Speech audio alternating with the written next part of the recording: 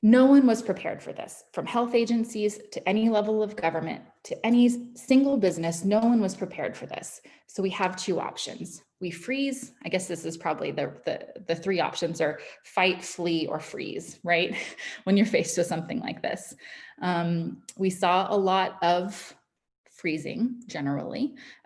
Oh, we aren't doing any community engagement work. We aren't doing any work at all until we get COVID under control, which meant for about 6 months, all of the things that continue to happen at an organization that have to happen at an organization like development review or like budgetary processes, those things were still happening. But there was this idea that the community engagement around it just couldn't happen because we couldn't do these traditional models.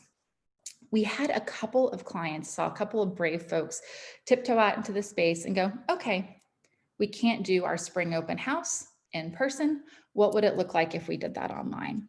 And I'm going to click on this and we'll go to there. Oh, there's your Q&A. Great, that popped up. We're going to go to the virtual open house of Sumner, Washington. I loved this project. I don't know if Lana is on the phone. You can see who's listening. That's her right there. I'll zoom in a bit. I thought this was the coolest project, and let me show you why.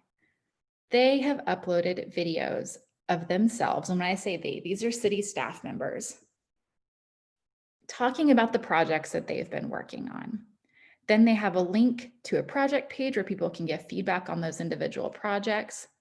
But in a lot of instances, these are folks that are sitting alone in their offices, they're out in the community, or they're home alone. I love this person and their dinosaur sculpture. I think this is so cool.